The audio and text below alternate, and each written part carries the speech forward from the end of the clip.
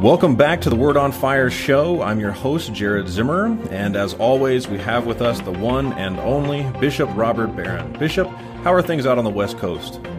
Hey, Jared, they're good. They're good. It's nice and sunny and beautiful, as it almost always is here in Santa Barbara. Yeah, here in Texas, it's starting to warm up a little bit, but it's nothing like good Santa Barbara out there. So Bishop, recently you visited St. Benedict's Abbey out in Kansas. You received the Lumen Vitae Award. Can you tell us a little bit more about the award and about your visit? Yeah, it was just a great joy. I think this goes back to even before I was a bishop. I agreed to accept this award from the wonderful community of St. Benedict's Abbey in Atchison, Kansas. And there's, of course, the College of St. Benedict there associated with it. And it's a great place, great monks, and they give this award every year as part of their big, fundraising dinner. And they prepare a video for the honorees. And they did a lovely video. I just saw it for the first time that night. But it featured Archbishop Jim Kelleher, the retired Archbishop of Kansas City, Kansas, who was my rector. He's a Chicago priest like me. And he was rector of Mundelein Seminary when I was a student. So I've known him for a long, long time. He's a great hero of mine. Archbishop Naumann, I think one of the great churchmen today, was also in the video. He's the present Archbishop of KCK. And then they had about 5 of my former students, because I've taught guys from that part of the world for years. And it was such a joy because some of these fellows I haven't seen in a long time or just occasionally. And now they're all priests, active and happy in their work in the church. And they were talking about the impact of my teaching at Mundelein. So I must say it was a wonderful joy to watch that video and hear, especially from these young priests. But the Lumen Vitae, it's a lovely medal they give you, and it's based on the St. Benedict cross, So it was a great event, and about an hour and a half after the event, I had a receiving line of people that had worked with Word on Fire, have used our material. So it was just a great evening. That's wonderful. It kind of lends right into our topic today, which is evangelizing the culture. I think that Lumen Vitae obviously means, bringing the light of Christ into the world. So in today's episode, we're going to continue our discussion regarding the 8 principles of the Word on Fire movement, the pillars of the lifestyle and really a way of seeing the world by which we at Word on Fire live. In the last episode, we discussed Christocentrism, a practice by which we make a really concentrated effort to make Christ the center of our life and surrender to what he hopes to give. So in following up on the previous discussion today, Bishop Barron and I are going to discuss the second of the 8 principles. And I think in large part, one of the defining differences between Word on Fire and many other apostolates, that is evangelizing the culture. And not as a sort of blanket that overtakes the culture, but rather a seed that is planted, that blooms from within. We really focus on an ad extra evangelization, meaning that we keep the peripheries always in our view.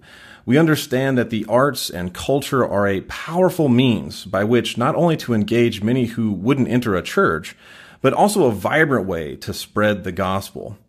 So to start, Bishop, maybe we ought to begin by asking what we mean by evangelization and what we mean by culture. It seems that many times these words are used by those in the church. However, it also seems that there are differing perspectives on what those entail.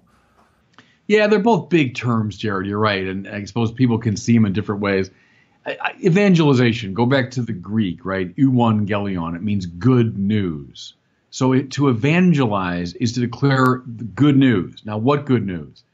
Very precisely the good news that Jesus Christ is risen from the dead. That was the message that the first evangelists had. I've argued now for a long time that it almost had a military sense because the emperor, when he won a battle, would send evangelists ahead with the good news that the emperor had won. So it's news of a victory of sorts.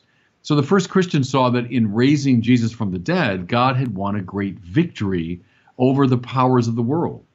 He had declared his lordship over all the powers of sin and death.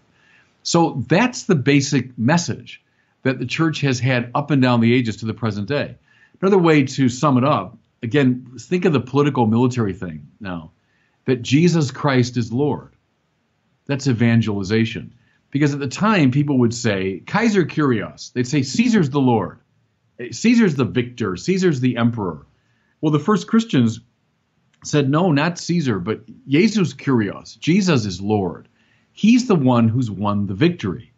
Now, as I've said many times, that's why the first Christians ended up in jail or dead, because the powers that be knew that they were offering a real challenge to them. So that's evangelization, declaring the lordship of Jesus, declaring that he has won this great victory. Now, the culture, again, a famously big term, I would say that set of symbols and institutions and practices by which a people defines itself might be a succinct definition of culture, right? So all those things, all the symbol systems and all the systems of meaning and all the practices and all the institutions by which a people, knows who it is. So we're evangelizing that. We're declaring to that congeries of symbols and institutions and practices that Jesus Christ is Lord. And he's Lord, therefore, of everything within the culture. Think of, the culture pursues the good in its own way, the beautiful, the true in its own way. Think of everything from universities to concert halls to sports stadiums. They're all expressive of the culture, right? Well, Jesus is the Lord of every aspect of culture. And that's a way, I think, to sum up what it means to evangelize a culture. One of my favorite encyclicals is Evangelii Nuntiandi, and in it actually says that there is no evangelization unless the name of Jesus Christ is preached. And I always used to teach that to people at my old parish, because oftentimes we think of St. Francis's misattributed quote of, through our life and not necessarily only through our words and all of that. And it's vitally important that the name of Jesus Christ is expressed in the culture as Lord. So I think that this principle in particular is one of the methods by which we really are able to face some of the evangelical challenges we have as a church. Now, what would you say is one of the greatest challenges facing the church today? And then how is it that evangelizing through and with culture can help solve that challenge? Yeah, Jared, I would say go up and down the centuries to any culture the church has addressed. And the church has addressed every culture from ancient Rome to the present day, right? And everything in between. Think of all the changes in culture. The church has been there announcing the lordship of Jesus. So here's a way to sum it up. Find out in any cultural matrix, any cultural situation, who's the Lord, right? There's somebody or some principle, some figure, some institution that has central importance in that culture. Whether it's king, whether it's some other political arrangement, whether it's the military, who knows what it is? Go up and down the centuries. What's the Lord? Well, see, the declaration of the lordship of Jesus will always be a challenge to whatever that reigning Lord happens to be. Now, what's the Lord today? To my mind, it's actually pretty easy to discover. The Lord today is my personal freedom, right? I decide what my life is. I decide who I am. I decide everything from my gender to my choice of vocation to the ultimate meaning of my life. Go back to Casey versus Planned Parenthood, 1992. It belongs to the very nature of liberty, the Supreme Court said, to determine the meaning of my own existence. Well, see, that's the Lord. And I think that was 1992. A fortiori today, now the personal freedom is so powerful that it's become the Lord. To evangelize the culture is therefore to challenge that and to say, no, it's not your own ego, not your own freedom that's Lord. It's Jesus who's Lord. Jesus determines the meaning of your life. To use our language from last time around, Jesus is the center of your life, not your own freedom. So I think that's the greatest challenge today. But that's, there's been a challenge at every cultural moment. There's always some rival Lord, right? Well, the rival Lord today is this absolutely regnant personal freedom. And the lordship of Jesus challenges that. Yeah, and when I was in college, that actually spoke to me very particularly. I was involved in sports and bodybuilding and many other places where oftentimes ego is the center. It's all about me and what I can do. And it really wasn't until I heard the challenge by the church of self-sacrifice, of making Christ the center and Lord of your life, that it went from having something to live for versus having something to die for. And I was willing to give my life then to the church and to Christ. Yeah, that's good. And what you're witnessing to there, Jared, is that it's actually much more liberating and much more exciting. Because, see, when you say, well, my ego is the center of my life, my freedom, well, okay, it sounds great, but what a dull, little, narrow space you live in, right? What I can envision, what I can desire in the immediacy of the moment, ho-hum. I mean, what a dull prospect. But to say that, no, the incarnate Son of God is the center of my life.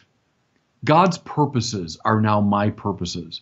Well, that opens up, as Paul says in Ephesians, this power already at work in me that can do infinitely more than I can ask or imagine. Or the Lord saying to Peter, when you were a young man, you tied your own belt and went where you wanted to go.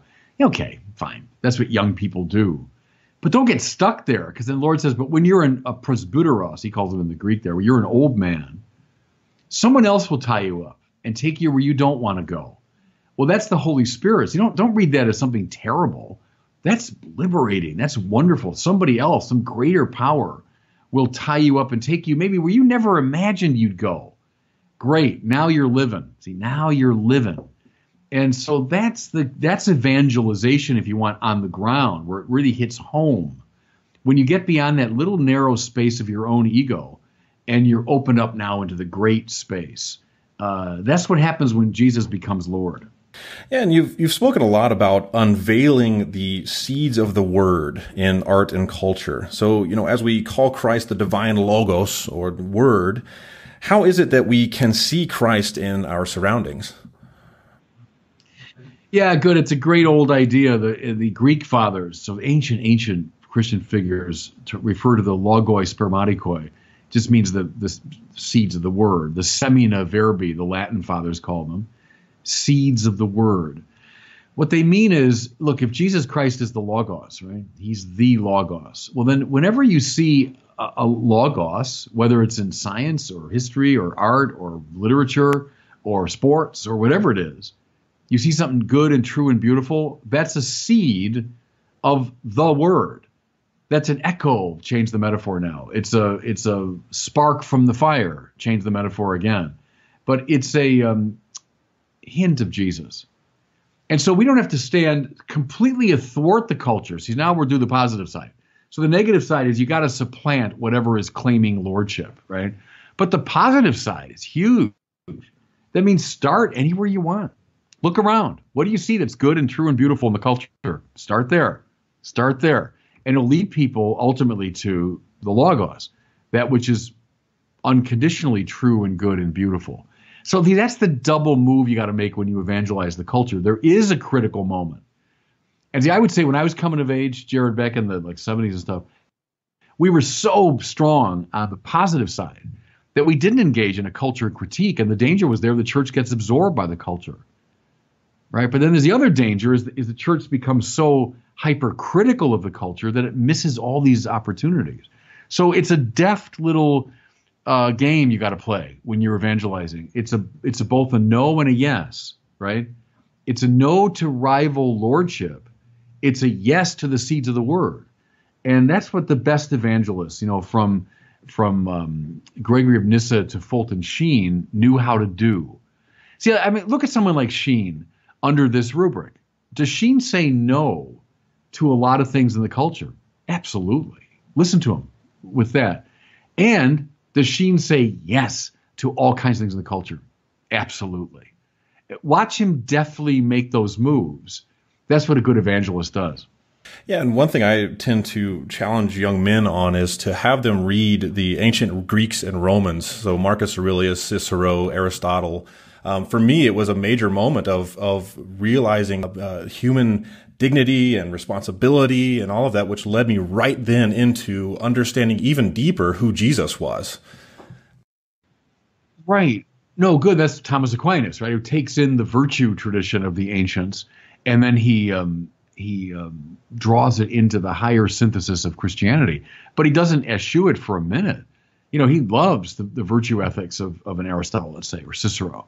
But then he raises it up. He changes the water into wine, as he himself said. And that's a good evangelical strategy.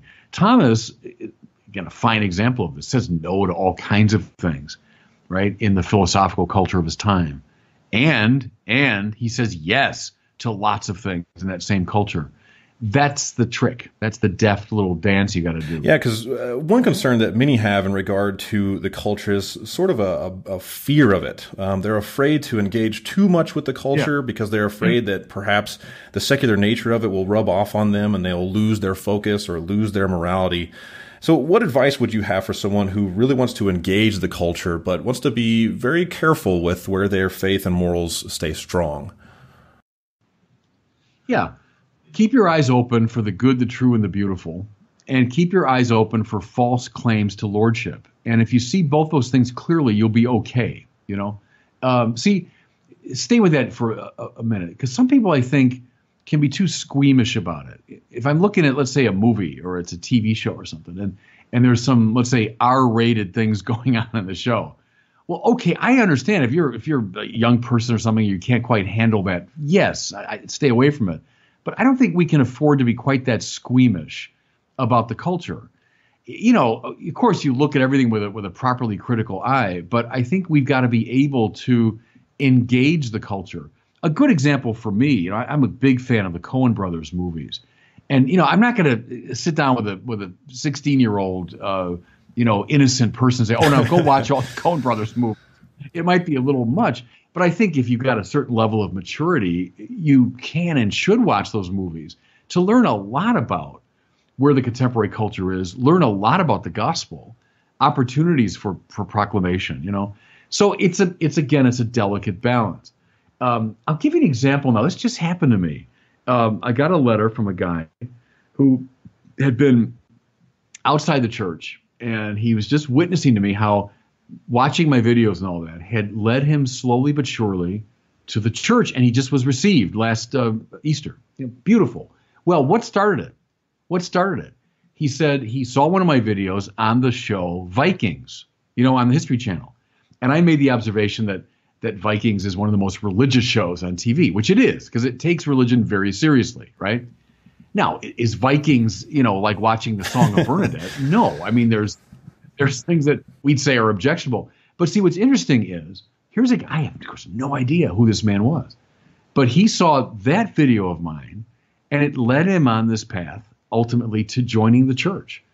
Well, that's the opportunity we have, I think, when we engage the culture critically, but appreciatively.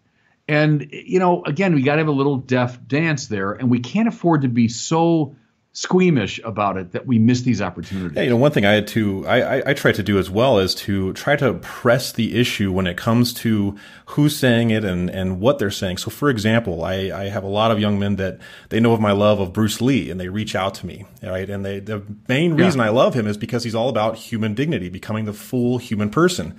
And I say, now we need to press that and say, did he go far enough? And oftentimes you find that he didn't. It was good, but not far enough. And that's where Christianity comes in and says, here's the fullness of human dignity and human purpose.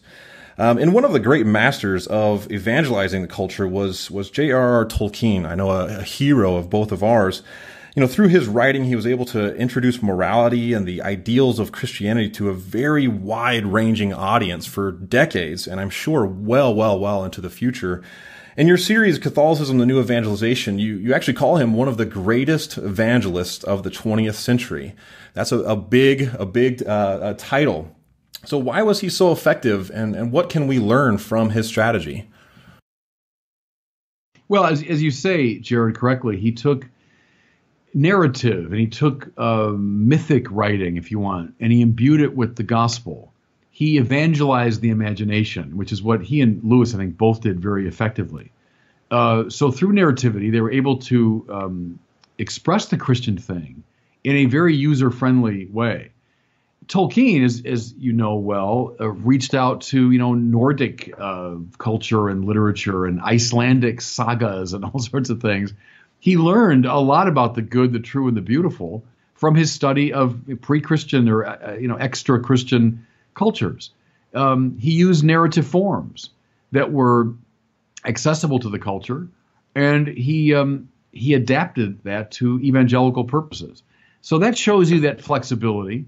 It shows you a certain creativity in the evangelical art. He did not proselytize, if we define that as kind of like beating someone over the head with the gospel. Rather, he very delicately and indirectly and cleverly evangelized through the imagination, so that someone taking in these great stories of Tolkien or his friend C.S. Lewis, they're going to say, oh, yeah, I get that. I recognize that pattern. So that finally, when they hear the gospel, they'll say, yeah, I understand that. I learned that from the Lord of the Rings. I learned that pattern from the Narnia stories. So that was the genius of those fellas. They evangelized cleverly, indirectly, and very powerfully. Yeah, for me, it actually was also I fell in love with literature because of him. Prior to reading him, I wasn't much of a reader, and read him and just absolutely fell in love. And then that led me into going even to deeper literature and reading, and then going into the Summa, Catechism, etc. So in both of, now to kind of switch gears just a little bit and talk more of a theological perspective, in both the Catholicism, the New Evangelization, and in your book, Bridging the Great Divide, you point to the theological insights from the Communio. Now, I know there's plenty to discuss just on that, but what implication do you see coming from the Communio on those of us who want to evangelize the culture? Well, I mean, communio here, we're talking about a basic feature of Catholic life, from the communio of the saints and angels, which reflects the communio of the Trinitarian persons, and in turn is linked to the communio of the church here below. So I've been very influenced by and deeply appreciative of this sort of communio ecclesiology coming out of people like Urs von Balthasar and Henri de Lubac and then John Paul II. It's a beautifully Catholic idea that we're never in this thing one-on-one. So it's like it's me and Jesus. I'm always being drawn into the communio of this great mystical body, which includes every baptized person here below, but also includes the angels and the saints, who are explicitly invoked at every liturgy. And I think we're not sufficiently aware of that. Every time we assist at Mass, we're not just there with our friends, here below. That's great. We're also there with our heavenly friends. And then those two communities are reflective of this fundamental community of the Trinitarian persons. So that, to me, is a very Catholic way to do it. To evangelize is not just to say, hey, do you have a personal relationship to Jesus? To evangelize is to draw people into the communio of the church, right? Is you'll come to know Jesus not so much in this sort of one-on-one way. You'll come to know him in the communio of his mystical body. So that's why that's so important, I think, for evangelization. And I think it also lends towards, oftentimes we see people who are evangelizing and doing good work, but they oftentimes see it as an us versus them, or come join our club, this sort of exclusive aspect. So how does then the idea of communio kind of help us not lend towards that kind of extreme? Well, because the purpose of the communio is to involve everybody. Think of the Bernini colonnade at St. Peter's, right? Reaching out to draw the whole world in. So it's never really an us against them game. It's always all of us together. Here comes everybody, the famous James Joyce line. That's Catholic ecclesiology, is that we're meant to draw the whole world in. So we start playing games like that, where I've got my exclusive club and you're out of it. I've sort of missed the boat. Now, it's not to say there's not a structure to this life, and that certain people, by their own choice, absent themselves from it. I mean, that's true. Nevertheless, the purpose of it is to draw everybody in. God wants everyone to be saved. So keeping that in mind is really key to good evangelizing.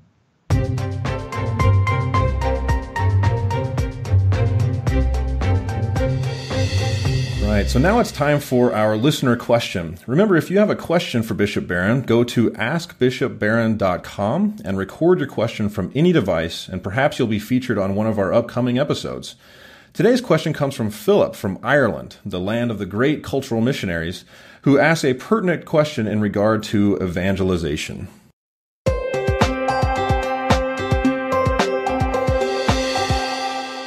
Hi, Bishop Robert. My name is Philip. I'm from Ireland.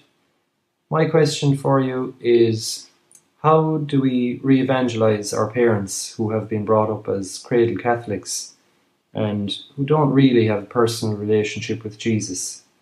Thanks, guys. Thanks for that good question. And from my cultural homeland of Ireland, my parents, both sides are Irish. It's a good question, one that a lot of people in our country face too. And I'm guessing your age there. I don't know what it is, but your parents are probably, my age. And we were the first generation to come of age after Vatican II. And so in our country anyway, I'm guessing Ireland too, we got a pretty bad catechesis. And now my generation has not been able, therefore, to pass on much to the next generation. Hence the problem. How do you do it? Number one, by the witness of your own life. So there's the advantage of the more indirect, non-proselytizing way. Let them see that you're practicing your Catholic faith. Let them see that you go to Mass. Let them see that you pray, that you remain the same, good son you've always been, the one that they love, and you're also a Catholic. So number one, I think, is just practice your own faith. Secondly, pray for them. And I don't mean that piously. I mean that very concretely, that every single day you pray that your parents might come back to the practice of the faith. Third thing, we got so much literature now and so much on the web that, for example, when I was a young man, we didn't have. I mean, if you wanted to get a Catholic book, when I was a kid, you had to go way out of the way to some obscure Catholic bookstore and hope it was there, and maybe you have to order it. I mean, now, Amazon or whatever, you could order any book you want. And there were tons of good books by apologists and evangelists. So I maybe recommend a good book on the topic for your parents. Maybe make it their birthday gift or a Christmas gift or whatever coming up. So your own witness, prayer, and find them a good book and say, I thought this might be helpful to you as you're trying to understand maybe what I'm into, or you got some questions about the faith. Send them a video or a podcast. Send them one of my videos, or send them a podcast show they might be willing to watch or listen to. So take advantage of the opportunities we have now that are huge. Those are a couple ideas. All right. Well, thanks so much for tuning into the Word on Fire show. Be sure to check out our website, wordonfireshow.com, for several links regarding the topic we discussed today. Also, I would highly suggest picking up a copy of Bishop Barron's book, Seeds of the Word. In there, you can read ways that Bishop Barron has been able to find Christ within the halls of culture and bring light to that fact. And can I ask you another favor? If you're enjoying the show, please go to Word on Fire Show podcast on iTunes and leave us a review. The more reviews we get, the more people we can reach and draw into the spiritual life. It's evangelization without having to do too much. Just leave us a review. So thanks in advance, and God bless, and we'll see you back here next week on the Word on Fire show.